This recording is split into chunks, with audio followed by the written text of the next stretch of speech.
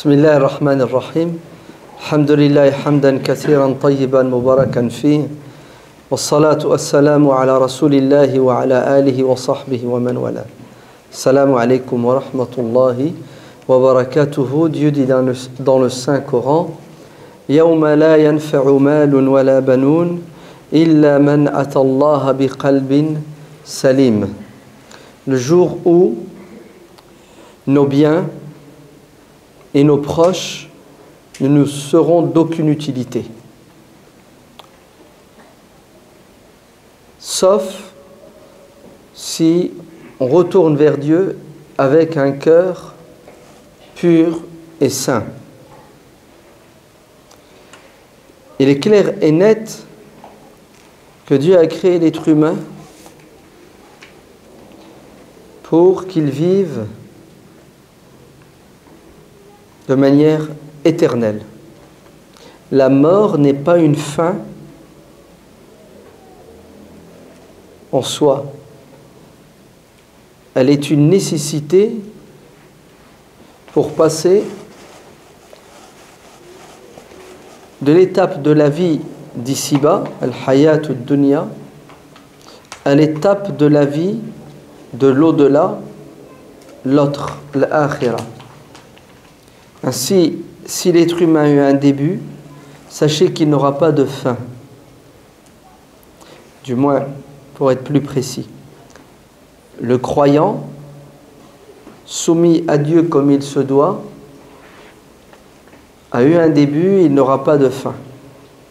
Le rebelle, impie, a eu un début, et pour certains savants musulmans, après qu'il ait purgé sa peine en enfer, parce qu'il a été sur terre dans la désobéissance et le mal en permanence, il disparaîtra et deviendra poussière. La mort, comme dit le grand calife pieux bien guidé Omar ibn Abdel Aziz, est un pont qui nous permet de passer d'un côté de la rive à l'autre côté. Ce n'est pas une fin en soi. La preuve, l'âme ne meurt pas. Le corps se transforme, devient de la poussière et il reste le code génétique. Et le jour de la résurrection, l'être humain sera recomposé comme il a été créé la première fois, il sera créé une seconde fois, toujours en gardant ce code génétique. L'âme rejoindra à nouveau le corps pour être jugée et en aller ensuite au paradis de manière éternelle ou en enfer de manière momentanée pour purger sa peine. C'est notre croyance, n'est-ce pas? C'est notre aqida, c'est notre credo. À nous, croyants, déistes, soumis, musulmans. Ainsi, la rencontre avec Dieu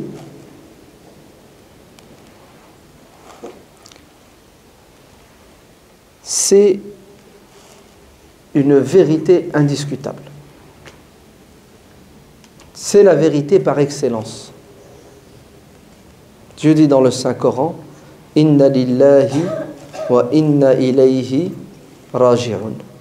On vient de Dieu, et c'est lui qui nous a créés, qui nous a mis sur terre, et il a décidé de nous rappeler vers lui pour nous récompenser.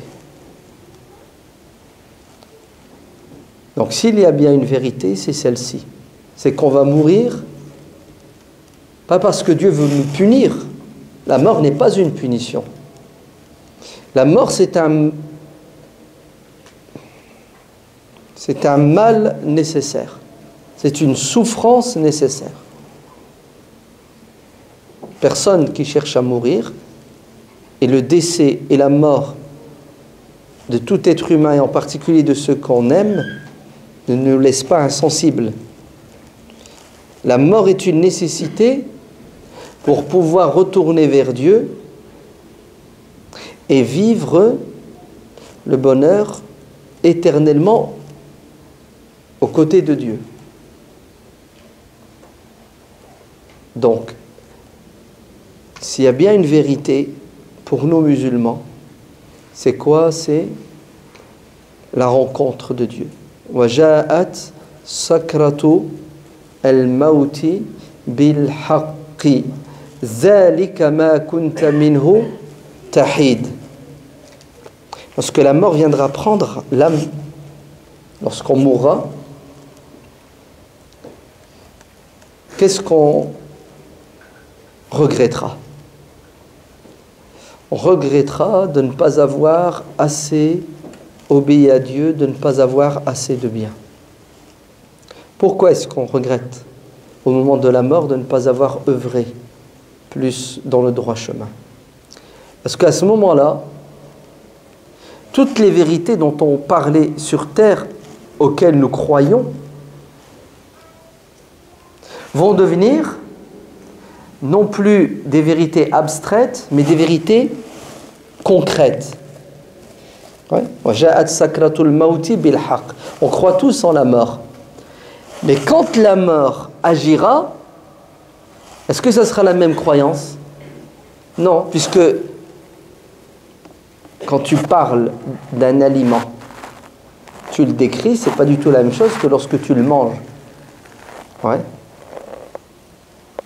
Ainsi, à ce moment précis, quand le rideau sera levé et qu'on va entrer dans une nouvelle période de notre vie qui s'appelle le barzakh, le monde de l'invisible, à ce moment-là, l'être humain va réagir. Quelle est la réaction? Elle est dans le Coran. Dieu sait qui nous sommes et il sait ce qu'on va dire, ce qu'on va faire, ce qu'on va ressentir demain, dans 1 million d'années. Dieu sait tout. Et vous savez ce qu'il nous dit? Il nous dit que ce jour-là, nous allons supplier Dieu en disant « Rabbi rji'ouni, la'alli a'malu salihan fi ma tarakt » Seigneur, laissez-moi du répit. Remettez-moi sur terre une fois qu'on est mort. Pourquoi est-ce qu'on va demander un peu de temps pour faire du bien, salihan, aussi minime soit-il? Et Dieu dira, mais écoutez, je vous ai donné du temps, 40 ans, 60 ans, pour certains 80 années. Pourquoi vous ne l'avez pas fait ce bien? Pourquoi vous attendez toujours la dernière minute? Pourquoi? Pour agir. C'est peut-être parce que vous n'étiez pas convaincu comme il se doit. Vous avez compris? Nous tous ici, nous croyons en la mort. Vrai ou faux? Nous tous ici, nous croyons que nous allons être ressuscités et que nous serons jugés. Vrai ou faux? Et nous tous, nous croyons que lorsque l'ange de la mort va frapper à la porte, il ne frappe pas à la porte, il entre sans frapper. N'est-ce pas? Qu'est-ce qu'on va lui dire? S'il te plaît, laisse-moi 5 minutes. Pour faire quoi? Pour jouer? Non. Alors pourquoi est-ce qu'aujourd'hui, on ne s'imagine pas que l'ange de la mort va venir frapper dans 2 heures à notre porte et qu'il me reste 2 heures pour faire quoi? Voilà, c'est ça le problème de l'être humain. Regardez, il nous reste 2 heures. Yallah, on fait quoi pendant ces 2 heures? C'est toute la différence entre Abu Bakr Siddiq et le reste des musulmans. Omar ibn al-Khattab radiyallahu anhu a dit, Abu Bakr était plus fort que nous, il nous a devancés, il était the best. Vous savez pourquoi? Parce qu'il avait quelque chose dans son cœur que malheureusement beaucoup de musulmans n'ont pas. Al-yaqin, la certitude. Il croyait dur comme fer. Il n'a jamais douté un instant. À un moment donné, certains musulmans, certains compagnons vont douter et certains vont quitter l'islam. Oui. Lorsque le prophète sallallahu alayhi wa sallam a fait le voyage nocturne, il est passé de la Mecque à Jérusalem, de Jérusalem au royaume des cieux, lorsqu'il est revenu et qu'il a annoncé ça aux musulmans et aux non-musulmans, certains musulmans doutaient et certains ont quitté l'islam. C'était trop. On veut bien croire, mais il y a des limites. Là, on ne peut pas l'avaler, celle-là. Comment? T'es passé de la Mecque à Jérusalem en une nuit alors qu'il nous faut un mois pour y aller? Non, on n'y croit plus. Et quand ils sont venus le dire à Abu Bakr, les mécréants, pour se moquer de lui en lui disant « T'as vu la goutte d'eau qui fait déborder le vase ?» Déjà, tout ce qu'il nous disait avant, c'était de la bêtise, mais là, il exagère. Oui, il vous a dit quoi? Abu Bakr n'était pas encore au courant. Hein. Bah, il nous a dit qu'il est allé de la Mecque à Jérusalem cette nuit. Abu Bakr réagit en disant « Et alors? S'il me dit qu'il est monté au ciel en une nuit qu'il est revenu, je le crois. » Alors qu'il ne savait pas encore que le prophète a été invité au royaume des cieux. C'est-à-dire aucun moment d'hésitation. Pas l'ombre du doute dans son cœur. Vous entendez, hein? Qu'est-ce que ça a donné comme résultat? Un jour, le prophète sallallahu alayhi wa sallam interpelle les musulmans, il leur pose des questions. Qui parmi vous aujourd'hui a fait une sadaqa? Moi, prophète. C'est qui? Abu Bakr. Qui parmi vous aujourd'hui a fait la prière sur un mort? Moi, prophète. Qui parmi vous aujourd'hui a jeûné? Moi, prophète. À chaque fois que le prophète demande, qui c'est qui lève la main? Abu Bakr. Résultat, celui qui arrivera à faire toutes ces belles choses en une journée, les 8 portes du paradis lui seront ouvertes. Et Omar dira, j'ai toujours essayé de faire la compétition avec Abu Bakr, allez, faire mieux que lui, le devancer. Dans quoi? Dans le khair, dans le bien. Il a toujours eu le dernier mot. C'est pour cela Dieu nous dit dans le Coran, quand il nous parle de l'au-delà et du bien, c'est ce qu'il nous dit, sari'u, fastabiqu. Allez, dépêchez-vous, faites vite, fafirru ilallah. Allez, faites le bien vite, sans modération, le maximum. Quand il nous parle de la dunya, du matériel, c'est ce qu'il nous dit, fantashiru fil ard. Ouais. C'est-à-dire, allez, bosser. Ouais, il faut assumer ses obligations matérielles. Avec de manière réfléchie, posée, modérée. Le bien, courez, avant qu'il ne soit trop tard. Parce qu'il viendra un jour où vous allez vouloir courir pour faire le bien et vous ne pourrez pas. Ça sera trop tard. Ida jaa ajaluhum, lorsque l'heure arrive, personne ne peut la retarder. Comme personne ne peut d'ailleurs l'avancer. La mort ne dépend pas de nous. Elle va dire, si, je me mets une balle dans la tête, c'est moi qui ai décidé de mourir. Faux. Il y en a des centaines, des milliers font des tentatives de suicide. C'est ce que c'est une tentative de suicide? Il a l'intention de se donner la mort. Donc, il veut mourir. Et ça n'a pas marché. Donc ça veut bien dire que la mort ne dépend pas de toi. Oui ou non? Si la mort dépendait de toi. Si la mort c'était une histoire de volonté, il n'y aurait pas de tentative de suicide, il n'y aurait que des suicidés. Tous ceux qui veulent se donner la mort seraient morts. Non. La mort, c'est Dieu qui décide. Et personne n'est au courant du moment, ni de l'endroit, ni de la façon dont il va mourir. C'est une inconnue. Vous savez pourquoi? Pour garder le suspense. C'est ça? Non. Pour nous permettre de vivre.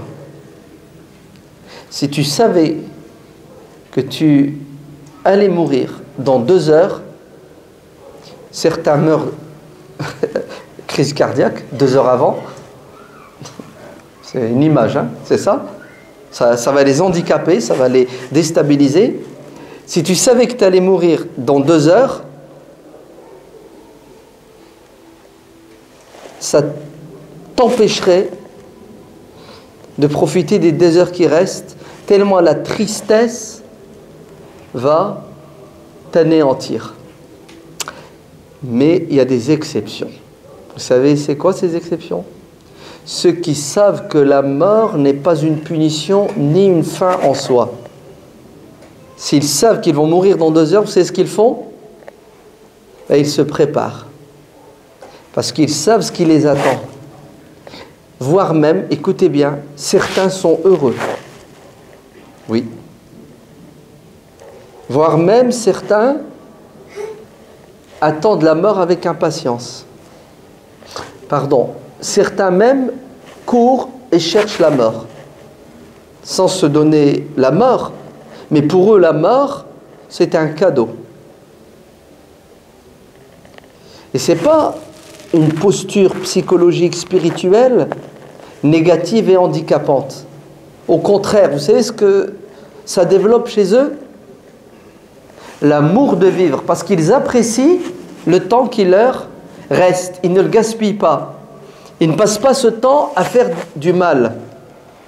Au contraire, ils font le maximum de bien parce qu'ils savent qu'après la mort, ils jouiront et seront heureux en fonction du bien qu'ils avaient fait sur terre et en fonction de l'idée qu'ils se sont faite de Dieu. Celui qui pense qu'il va rencontrer un Dieu pardonneur, Dieu lui pardonnera. Ana inda dhanni abdi bi. Comme tu t'imagines Dieu, Dieu sera avec toi. Sur terre, tu penses que plus tu es généreux, plus Dieu sera généreux avec toi. Et tu mets en pratique la générosité, tu rencontreras un Seigneur plus généreux que tu ne te l'imaginais. Dieu sera à notre image le jour de la résurrection. Ainsi, celui qui croit à la rencontre de Dieu et qui sait qu'il peut mourir à chaque instant, vous savez qu'est-ce qu'il devient? Un bienfaiteur. La'alli a'malu salihan. Seigneur, laissez-moi du temps pour faire le bien. Est-ce que Dieu nous a laissé du temps? Là, au moment où je vous parle. Nous tous ici, on croit que ce soir, on sera encore vivants. Donc d'ici ce soir, est-ce qu'on a du temps? Oui? On fait quoi de ce temps? Voilà, c'est ça le problème de l'humain. C'est que Dieu lui a donné du temps, au lieu de l'exploiter, pour faire le maximum de bien, c'est-à-dire pour vivre heureux et rendre heureux les autres. Vous savez ce que fait l'être humain? Il tue son temps. Et en tuant le temps, il se détruit et détruit son entourage. Qu'est-ce la vie si ce n'est qu'une addition d'heures, de jours, de mois et d'années? Si tu veux être heureux, prends conscience que le temps, c'est un capital. Tu n'as pas le droit de ne pas gérer ton temps avec la perspective, l'objectif de faire le maximum de bien pour rencontrer Dieu, pour vivre tout le temps dans le bien, là-haut. La majorité des gens qui vont regretter de rencontrer Dieu, ce sont ceux qui n'ont pas su profiter du temps pour faire le bien. Awalam nu'ammirkum fihi. Ne vous ai-je pas donné une longue vie sur terre pour penser et réfléchir à quoi? Penser et réfléchir à quoi? À ce qui vous attend après la mort. Pensez à réfléchir, à faire le bien avant la mort. Bon sang, pourquoi est-ce que je vous ai donné 60 ans, 70 ans et vous n'avez pas été conscient de ce vers quoi vous étiez poussé de manière inéluctable? Le prophète sallallahu alayhi wa sallam dit dans le hadith rapporté par l'imam al-Bukhari, a'zarallahu imra'an. Dieu ne donnera pas d'excuses à un homme, à un être humain qui a vécu 60 ans, 70 ans. Tu n'auras pas d'excuses. Tu ne pourras pas dire, ya Allah, j'ai pas eu le temps de faire le bien, je suis mort à l'âge de 15 ans, à l'âge de 20 ans, c'était trop court. Attends, Allah il t'a laissé 70 ans. Non, t'exagères. Vrai ou faux? C'est trop. Les jours passés, et au lieu d'évoluer et d'avancer, tu régressais. C'est pour cela l'imam Hassan al-Basri, rahimahullah, disait, j'ai connu des gens, il parle des compagnons, qui faisaient attention à ne pas gaspiller leur temps, comme vous faites attention à ne pas gaspiller votre argent. Pardon, je me suis trompé. Hassan al-Basri a dit, j'ai connu des gens, je les ai côtoyés, qui étaient plus soucieux que vous de ne pas perdre leur temps, comme vous êtes soucieux de ne pas perdre votre argent. Tu as vu comment ton fric, tu fais attention, tu le gères de la manière la plus... Romain, leur temps, il avait plus d'importance que leur fric. Ils ne perdaient pas leur temps. Ils comptaient les minutes. Et une minute ne pouvait pas passer, une heure, une journée, une semaine, un mois, ne pouvait pas passer sans qu'ils aient semé. L'imam al-Bukhari, radiallahu anhu, dit qu'un jour il était avec son maître, Yusuf al-Bikandi.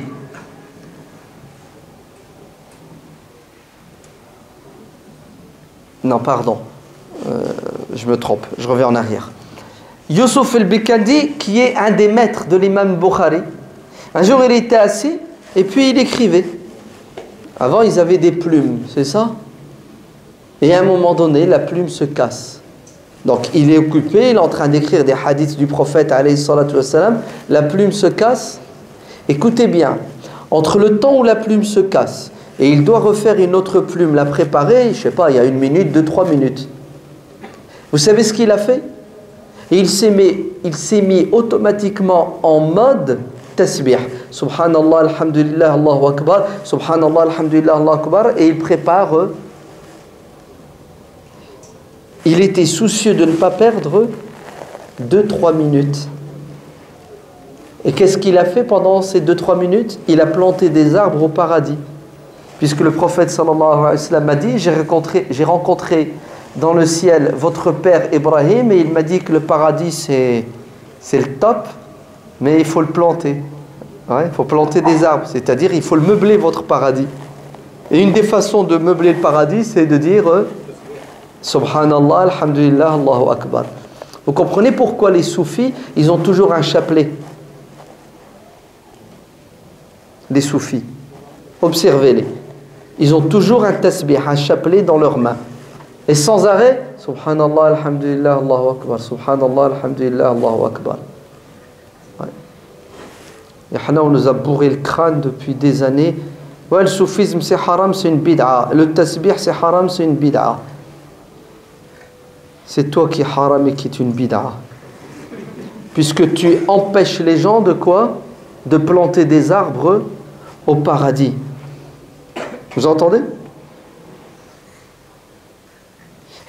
Si l'ange de la mort vient, tu vas lui dire quoi? Tu vas dire, s'il te plaît, laisse-moi 5 minutes. Pour faire quoi? Du bien. Subhanallah, alhamdulillah, Allahu akbar. Je vais faire 100, Subhanallah, alhamdulillah, Allahu akbar. C'est ça? Ben aujourd'hui, tu as la chance. Tu as du temps. Prends ton chapelet. Si tu n'en as pas, va vite l'acheter. Et puis tu le mets toujours dans ta main, dans ta poche. Et tu essaies de ne pas perdre 1 heure, 1 demi-heure, 10 minutes. Dès que tu peux, tu te mets en mode Subhanallah wa bihamdihi, Subhanallah al-azim. La ilaha illallah, la ilaha illallah. Et si tu arrives dans une journée à faire quoi? À faire 200 la ilaha illallah, 500 Subhanallah. Vous entendez? On va regretter, quand on va rencontrer Dieu, d'avoir gaspillé et perdu notre temps.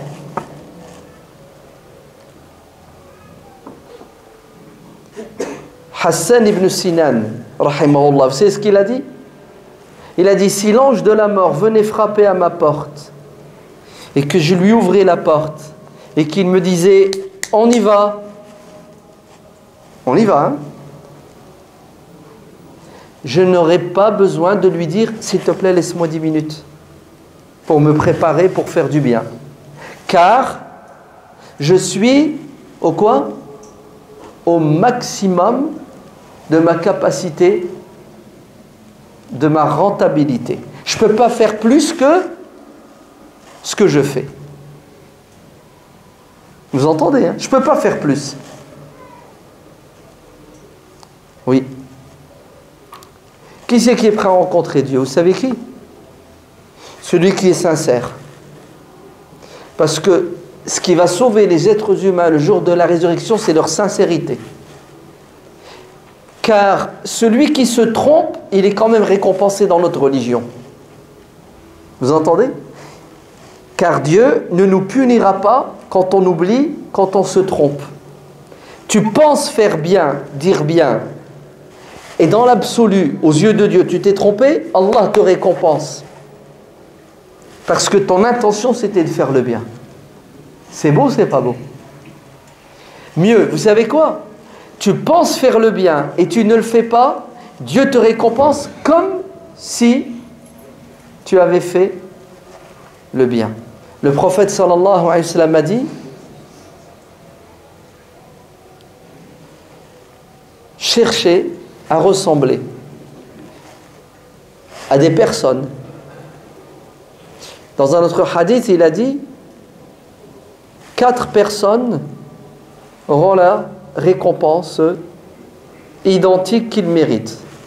Quelqu'un qui est riche et qui donne sans compter, de manière raisonnée et intelligente. Il sera récompensé, oui ou non? Quelqu'un qui est pauvre et qui voudrait donner comme le riche et qui n'a pas, il sera récompensé comme le riche. C'est beau ou c'est pas beau? Rien que le fait d'avoir l'intention de faire le bien, c'est enregistré comme si tu avais fait du bien. C'est pour cela, illa man atallaha biqalbin salim, ça veut dire celui qui arrivera devant Dieu avec un cœur pur. Celui qui croit en Dieu de manière claire, nette, ferme, pas de shirk, pas de tout ce que vous voulez, et celui qui aime Dieu. Le cœur saint, c'est celui qui aime Dieu. Et celui qui aime Dieu aime le bien. Vous entendez? Celui qui aime Dieu pense à faire le bien. Celui qui aime Dieu, celui qui a un cœur saint, il n'y a pas d'hypocrisie dans le cœur. Il est entier. Avec Dieu, avec lui-même et avec les gens. Si vous voulez rencontrer Dieu et vous en sortir, videz votre cœur de la jalousie, de la haine, de la cupidité. Les péchés du cœur sont plus mortels que les péchés du corps. Vous entendez? Les péchés du cœur sont destructeurs.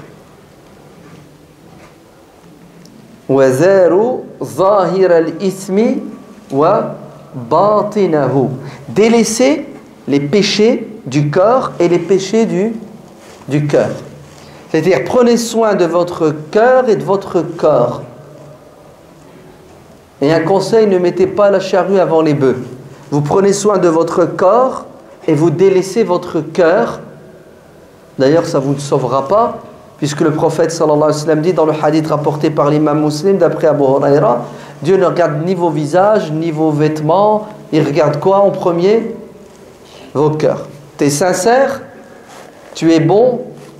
Marhaban, viens. Donc sera prêt à rencontrer Dieu celui qui a un cœur saint et pur, un cœur rempli d'amour et de bonne intention. Celui qui a dans le cœur le kibr, la grosse tête là, l'orgueil et la vanité, l'autosuffisance et l'ijab, tout le bien qu'il a fait sera pulvérisé, n'entrera pas au paradis celui qui a un grain de moutarde de quoi? De kibr dans son cœur.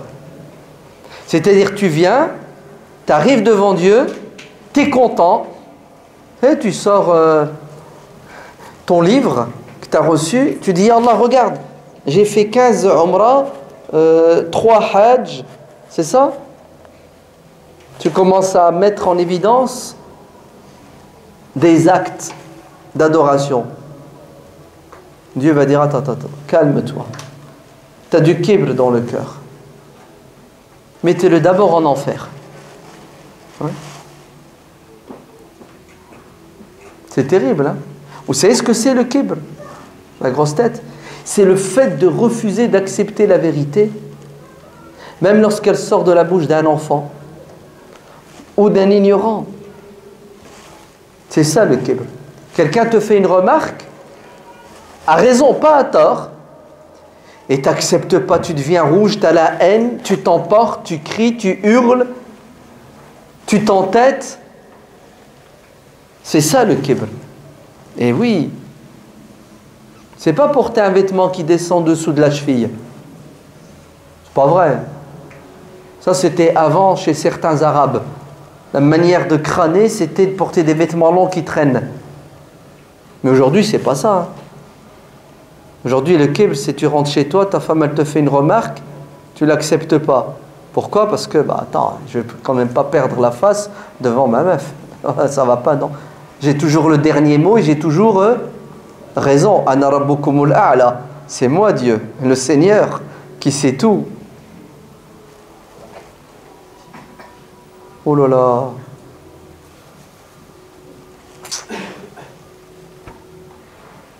Batarul haq. Refuser la vérité. Pourquoi? Parce que tu veux sauver ta face, comme on dit.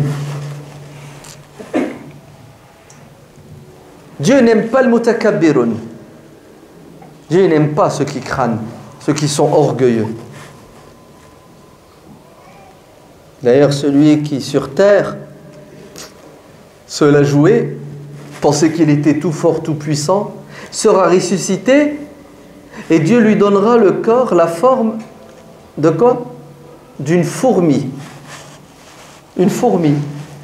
Si bien que les gens ne le calculeront même pas, ils vont le piétiner. Piétiner, la main. Sur terre, il prenait les gens pour des... C'est ça? C'est ce qui va lui arriver. Après, il sera jeté en enfer. Non, tu ne peux pas prétendre être prêt à rencontrer Dieu si tu ne considères pas que ton pire ennemi, c'est ton ego, c'est ton nafs. Et non pas l'autre qui est en face de toi ou à côté de toi. Ton ennemi, c'est celui qui est à l'intérieur, qui te joue des sales tours, qui t'empêche d'être modeste, qui t'empêche d'être sincère, qui t'empêche tout simplement d'être bon. Non. Si on veut rencontrer Dieu, avec l'espoir qu'il soit satisfait de nous, on doit tout faire sur terre pour purifier, nettoyer notre fort intérieur, notre cœur. C'est pour ça les soufis,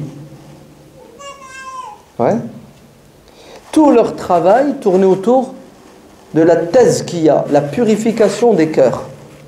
Pour eux, c'était ça le plus important. À quoi ça sert de prendre soin de l'extérieur alors que l'intérieur est pourri? Ahmad ibn Ajiba, vous avez déjà entendu parler de cet homme? Ahmad ibn Ajiba. Ahmad ibn Ajiba, rahimahullah, écoutez bien, à un moment donné de sa vie, il y a un déclic. Et il va vivre une crise spirituelle. Pourquoi? Parce que c'était un savant, non, un très grand savant, dans le nord de l'actuel Maroc. Avant, ça n'existait pas Maroc-Algérie, on appelait ça le Grand Maghreb, le Maghreb tout simplement. Ahmad ibn Ajiba, c'était la référence. Donc automatiquement, si tu ne surveilles pas ton diable à l'intérieur, il prend du poids. Donc il attrapait la grosse tête. Il croyait qu'il était le meilleur et qu'il avait tous les droits. En fait, écoutez bien, il n'adorait plus Dieu, mais il adorait son nafs. Aujourd'hui, le problème des musulmans de France, ce n'est pas l'adoration des idoles, des statues. Ce n'est pas l'adoration des tombes. Il n'y a même pas de tombe en France. Vous entendez? Non, on veut nous faire croire que le shirk, c'est quoi? C'est les statues, les tombes, les saints. C'est faux. Ça, c'est dans certains pays musulmans. Notre problème aujourd'hui, vous savez, c'est quoi? Ce sont les maladies du cœur, telles l'hypocrisie. Ouais. Tel le kibr, l'orgueil, l'autosuffisance, la jalousie, la haine. C'est ça qui fout le boxon dans notre communauté. Et ce sont des maladies qui ne datent pas d'aujourd'hui. C'est la maladie du diable. C'est ça qui a foutu en l'air le diable. Et tous les grands savants qui avaient la crainte de Dieu considéraient que le danger des dangers, c'est que l'être humain s'occupe des fautes, des erreurs et des péchés des autres et délaisse les siens. Et celui qui sait qu'il va rencontrer Dieu, il est préoccupé par lui-même. Vous entendez? Il baisse les yeux pour éviter de voir les erreurs et les péchés des autres, car ça va le détourner de lui-même. Ibn Ajiba, à un moment donné, il a eu un déclic, il a dit, c'est du cinéma tout ce que je suis en train de faire. Il prie, il jeûne, attention, hein. Il est savant, Coran, tout ce que vous voulez. C'est du pipeau, c'est du cinéma. Tout ce que je fais pour que les gens disent, je suis. Il cherchait là la gloriole, ouais, les applaudissements. Il y a eu la crise de sa vie. Il a tout arrêté. Il a tout arrêté. Il a dit, je trompe les gens, mais je ne peux pas tromper Dieu. Ça va durer combien de temps l'arnaque? Au moment de la mort, je vais me mordre les doigts. Il a tout abandonné et il est parti à la recherche de qui? D'un vrai cheikh, d'un vrai maître spirituel. Et quand il l'a trouvé, il a dit, je veux être ton élève. Ah, toi Ibn Ajiba, le grand Ahmed Ibn Ajiba, il se transforme en... Il retourne à la primaire, à la crèche. C'est même pas la maternelle, à la crèche. Le cheikh lui a dit, ok, il n'y a pas de souci, mais bon, c'est pas gratuit. Il lui a dit, tu veux quoi? Ah, je veux que tu t'engages et que tu promettes que tu vas accepter mes soins. D'accord? Tu signes une décharge. Je vais t'opérer, mais il faut que tu acceptes les conséquences de l'opération, hein, à l'hôpital. C'est ce qui se passe. Il a dit, je signe. Je signe. Moi, ce que je veux, c'est changer de cœur. Mon cœur, il est pourri, il est malade. S'il te plaît, si tu peux me faire une greffe cardiaque, signe. Je m'engage à t'écouter, à te suivre et à t'obéir. Une fois qu'il a signé, vous savez ce qu'il lui a dit? Très bien. Ça va commencer comme ça. Tu vas sortir d'ici, tu vas aller là-bas, au centre-ville, tu verras, il y a un SDF. Ouais. Il dort sur des cartons. Ouais. Il est vêtu de haillons. C'est des vêtements tout troués, tout sales. Tu vas chez lui, tu retires tes vêtements de savant, etc. Tu lui donnes et tu prends ses vêtements. Et tu reviens. Il m'a dit non, non, c'est... Oh, tu as dit que tu allais obéir. Waouh, punaise. Et ma réputation? Est-ce que les gens vont dire? Non, c'est pas possible, je vais pas faire ça. C'est dur. Ah, il faut savoir avaler la pilule. Et il l'a fait, hein. Il raconte, ce que je vous dis, c'est lui qui raconte. La souffrance. La souffrance. C'est ce qu'il lui a fait. Il lui a dit, tous les vendredis, tu vas te mettre à la sortie de la mosquée et quand les gens sortent, tu tends la main et tu leur dis sadaqa. Oh non, pas ça, pitié. La honte. Vous savez, avant, il avait la réputation d'être le plus grand savant. Maintenant, il a la réputation d'être un fou. Ibn Ajiba est devenu fou. Vous savez comment il est habillé? Vous avez vu ce qu'il fait? En fait, qu'est-ce que voulait son cheikh? Il voulait tuer en lui l'orgueil, le kibr. Et pendant des années, il va rester avec ce maître qui va le préparer. Et vous savez qu'est-ce qu'il va devenir, Ibn Ajiba? Il va devenir Ahmad ibn Ajiba, celui qui a fait la meilleure explication des proverbes de sagesse spirituelle de Ibn Ata'illah al-Sakandari. Ibn Ata'illah al-Sakandari, qui était un maître soufi, il nous a laissé une littérature qui s'appelle les proverbes, al-Hikam al-Ata'iyya, du sucre, du concentré, qui ont nécessité des explications. Et pendant des siècles, des dizaines de savants vont les expliquer. La meilleure explication, c'est Iqadul Himam fi Sharh al-Hikam de Ahmad ibn Ajiba. Un plaisir. C'est un plaisir que de lire ce livre et de s'en imprégner.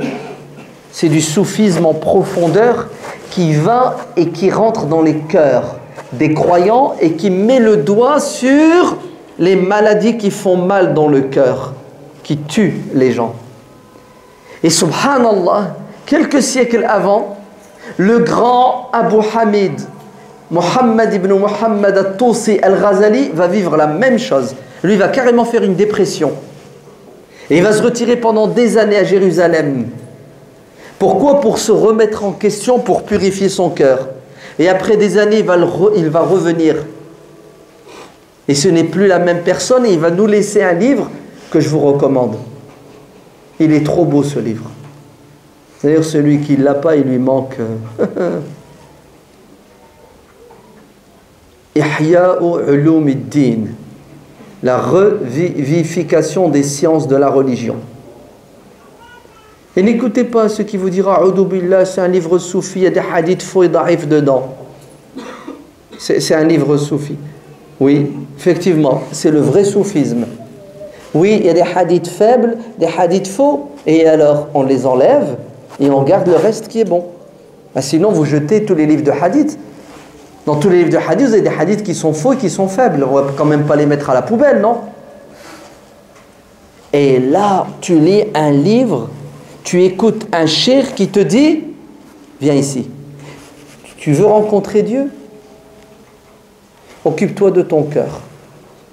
Attention, ne te fais pas avoir par les apparences extérieures. Ta barbe, Dieu n'en a que ciré. Ton vêtement non plus. Ah oui, à quoi ça sert que tu sois propre de l'extérieur et t'es sale de l'intérieur? Vous avez mis la charrue avant les bœufs. On sera prêt à rencontrer Dieu le jour où on se réveille le matin avec le plaisir et l'envie de vivre heureux. Parce que quand tu te réveilles le matin vivant, si tu te réveilles, c'est que tu es vivant. Non. Quand tu te réveilles le matin, tu dois être heureux. Tu sais pourquoi? Parce que Dieu t'a donné une chance, du répit. C'est ça? Donc il t'aime bien ou il t'aime pas? C'est ce qu'il t'a dit. Il t'a dit, écoute mon serviteur, je te laisse encore 12 heures. Vas-y, tfaddal. C'est pas, s'il te plaît, l'ange de la mort, laisse-moi 5 minutes, je vais faire du bien. Non, Dieu te dit, je te laisse 12 heures. La preuve, vous dites quoi quand vous réveillez les matins? Quelle est la première des choses que vous dites? Alhamdulillah. Allah dit. C'est ce que ça veut dire. C'est-à-dire, merci Allah, tu m'as encore donné une chance. T'es mort, pendant que tu dors, t'es mort. Hein. C'est ce que ça veut dire, t'es mort. Tu n'agis pas. C'est le mort qui bosse pas, qui travaille pas, qui fait pas le bien. Il est mort. Donc, t'étais mort, mode pause. Ouais. Tu te réveilles avec la santé physique, intellectuelle. Tu as les moyens. Tu dois dire Alhamdulillah, j'ai encore une chance aujourd'hui de gagner le gros lot. C'est ça? Tu vas gagner. Tu peux faire ce jour-là quelque chose qui va te sauver toute ta vie. Vrai ou faux? Allez, peut-être que demain, c'est ton dernier jour, et si tu te réveilles avec cette niya, que c'est ton dernier jour, que tu vas rencontrer Dieu ce soir, tu vas peut-être faire quelque chose qui va faire que tes 50 années, tes 40, tes 30 années seront préservées et sauvées. Pour ça, je ne comprends pas les gens qui se lèvent du pied gauche. Ils se réveillent le matin, ils ne sont pas contents. À l'asbah, il fait la gueule. Il se réveille le matin, il tire une tronche d'enfer. Il n'est pas content.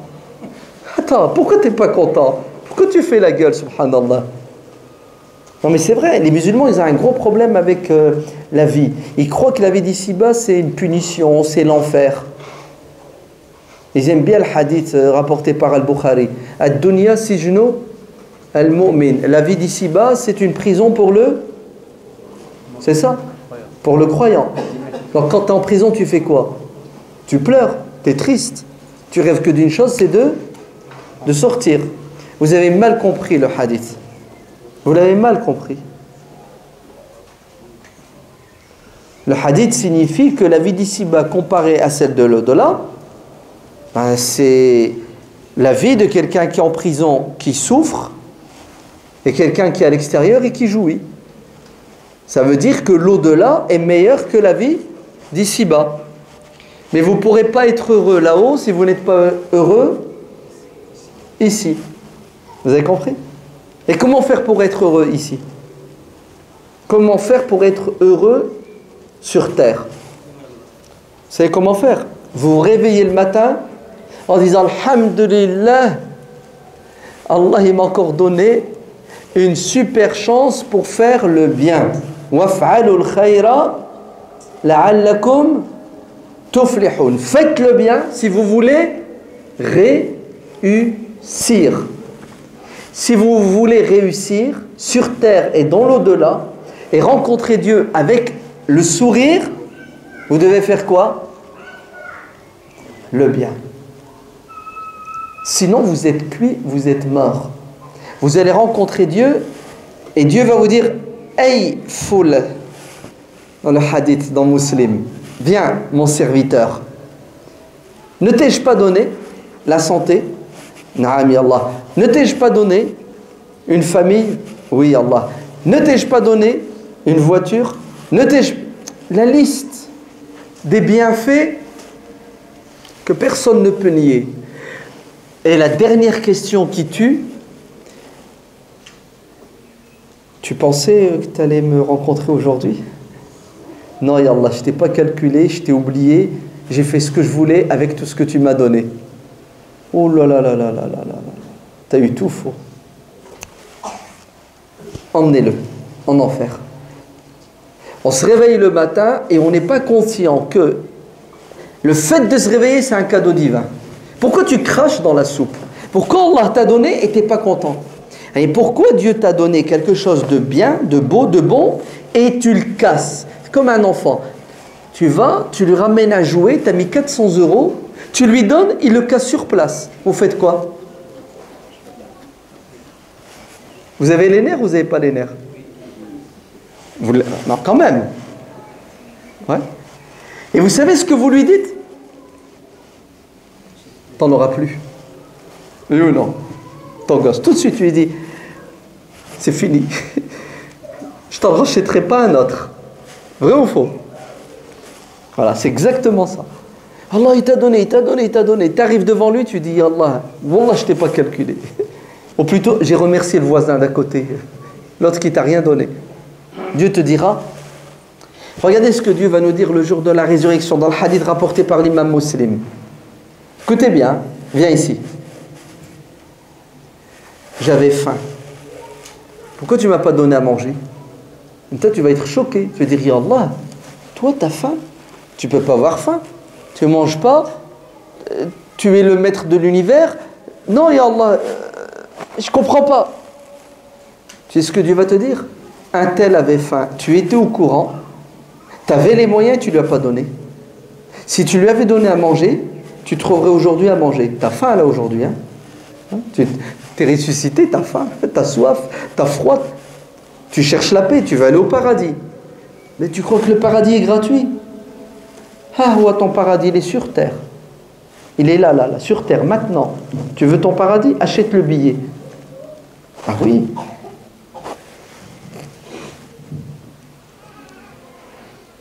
Vous savez où ils se vendent les billets du paradis? Non? Vous savez pas? Au Secours islamique. À Saint-Denis, boulevard Ornano, ou à Massy. C'est écrit Secours islamique. Tu rentres, tu dis je veux une place au paradis. Il va dire laquelle tu veux. Il y a 8 paradis, il y a ça, il y a ça. Tu choisis à la carte. Et tu lui dis je veux une place à côté du prophète Mohammed sallallahu alayhi wa sallam. Ah, pas de problème. Elle s'appelle Ana wa kafilo. Moi et celui qui prend en charge un orphelin seront au paradis les uns à côté, côte à côte. Ah, c'est que ça, ya Rasulallah. 40 € par mois. Ah là là là, tout de suite je paie. Prélèvement automatique.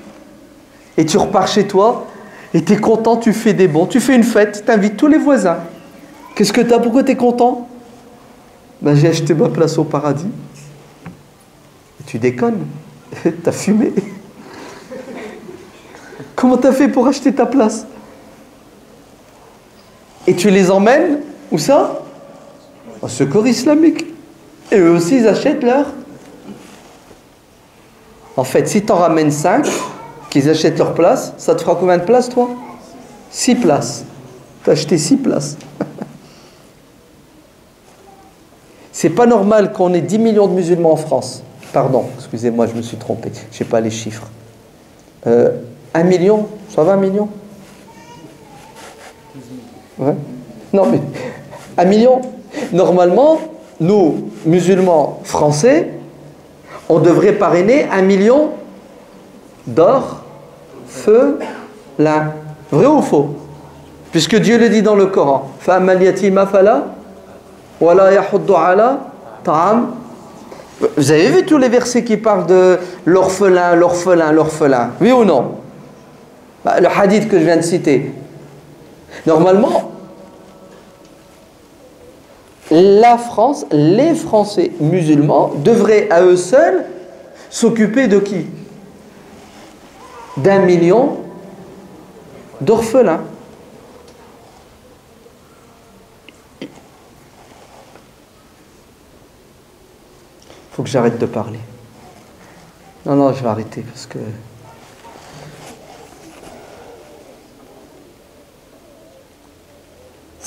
C'est ça qui est bizarre chez les musulmans. Je sais pas, il faut des psys pour analyser ce qui se passe dans la tête des musulmans et leur comportement. Attendez. Tout le monde veut aller au paradis. Tout le monde dit j'aime Dieu, j'aime le prophète. Quand tu dis une place sûre et certaine garantie aux côtés du prophète, c'est 40 €, il y a un blocage. On n'ose pas faire le pas. On ne veut pas acheter la place. Alors que Dieu dit, le jour où on va mourir, on va dire à l'ange, s'il te plaît, arham babak, pitié, laisse-moi aller à Massy. Qu'est-ce que tu vas aller faire à Massy? Un prélèvement.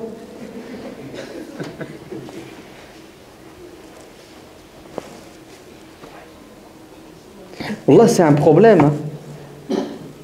On dit qu'on veut rencontrer Dieu. Ouais?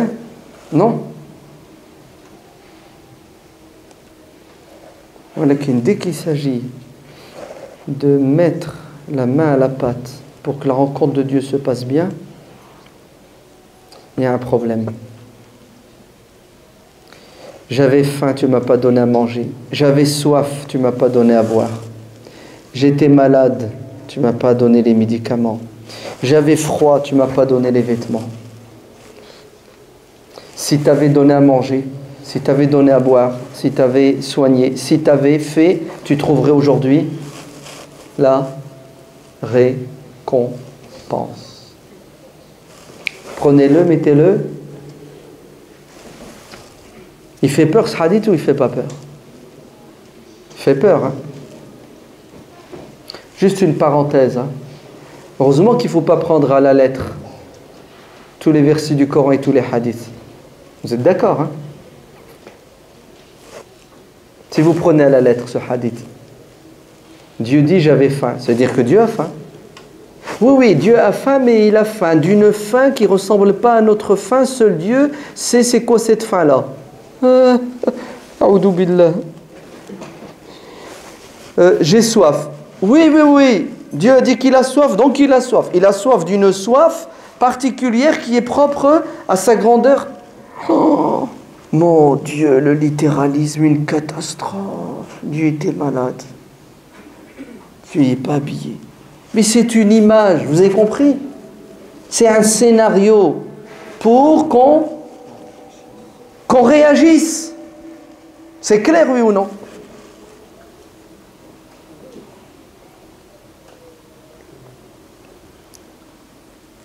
Celui qui sait qu'il va rencontrer Dieu ne perd pas son temps, il s'occupe de son cœur. Vous entendez, il le surveille.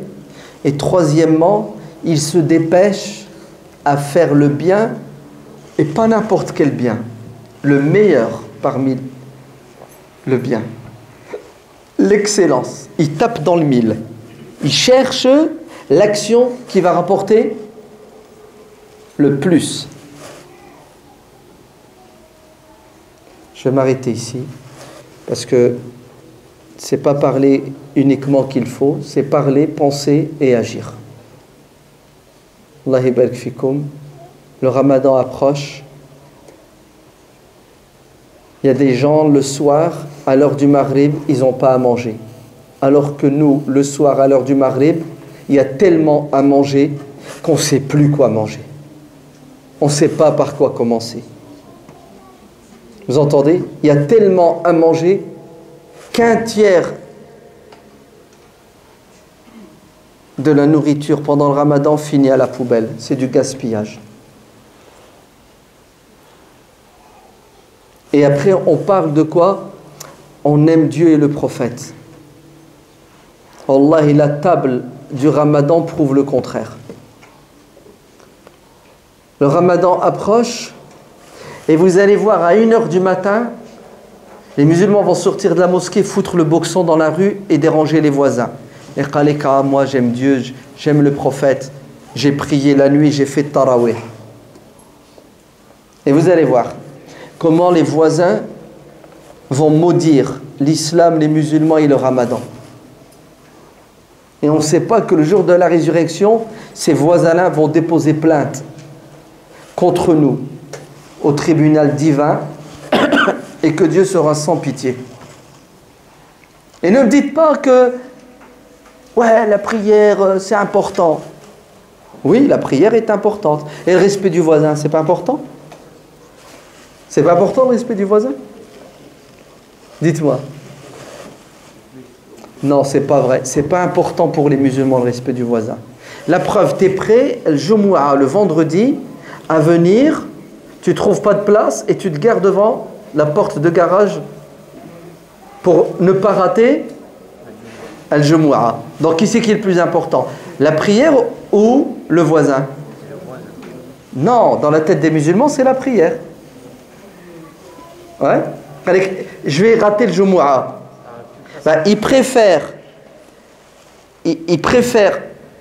commettre une injustice envers le voisin que de rater Al-Jumu'ah. Vous avez compris le problème? Il va se retrouver devant Dieu avec deux péchés.